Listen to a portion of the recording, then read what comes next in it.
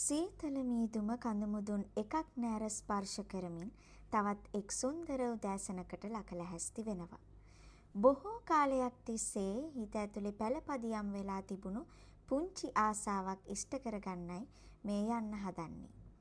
හිරිකඩත් එක්කලා මේ සුන්දර නැවුම් උදෑසන පිටත් වෙන්නේ දළදා වඳින්න. පේරාදෙනිය පහුවෙනවත් එක්කම හම්බෙන ගැටඹේ පන්සලට පඬුරක් පූජ කරලා ආශිර්වාද අරන් යන එක මෙතනින් යන අයගේ සිරිතක්. ඉතින් අපිත් පඬුරක් දාන්න අමතක කළේ නෑ. බොහෝ වතාවක් මහනුවරට චාරිකාවලින් ආවා ගියාට උදේ පාන්තරින්ම දළදා තේවාව දැක බලා ගන්නත් කිරි ආහාර පූජා කරන්නත් මට අවස්ථාවක් ලැබිලම නැහැ.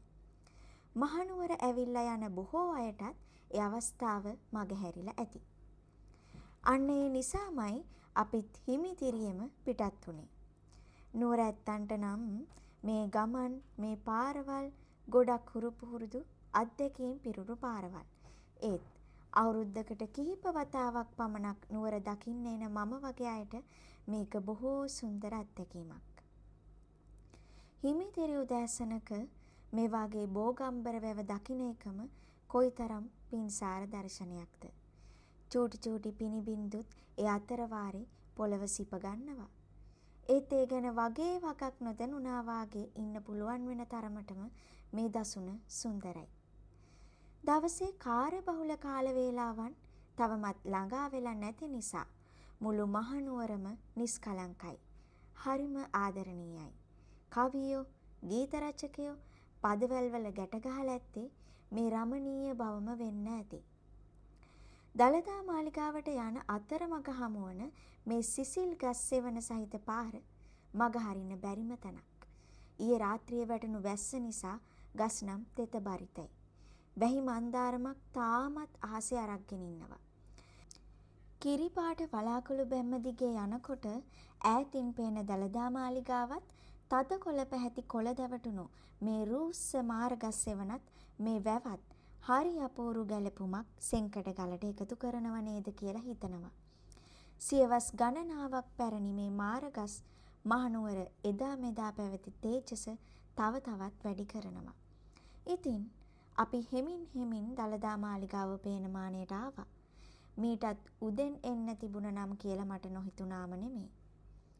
දළදා වහන්සේ වැඳ පුදා ගත්තට පස්සේ මම දකින්න කවදත් ආස කරන තැනක් තමයි මේ. උදේ එද්දි වැටුණු පිනිබින්දු දැන් නම් ටිකක් වේගෙන් වැස්සකට අත වනනවා. ඒත් මේ කාලගුණය නම් කදිමයි. එළිය ටිකෙන් ටික වැහි බින්දු පතිත වෙනවා. නිවි හැනහිල්ලේ දැල් වූ පහන්වල ආලෝකයෙන් හැම සිත් පහන් වේවායි ප්‍රාර්ථනා කරනවා. සුන්දර උදෑසනක තේවා හඬ අහගෙන මම වෙනමම ලෝකයකට යනවා. අපේ මේ පුංචි සුන්දර රටේ ආදරණීය මිනිසුන්ගේ හිත් නිවා ගන්න, හිත් සනසා ගන්න ලස්සන කොළපාට මෙවන් වටපිටාවකට කළ හැකි දේ බොහෝමයි. දැන් නම් මුළු මහනුවරටම වැස්ස පටන් ගන්න වගේ ලැහැස්තිය.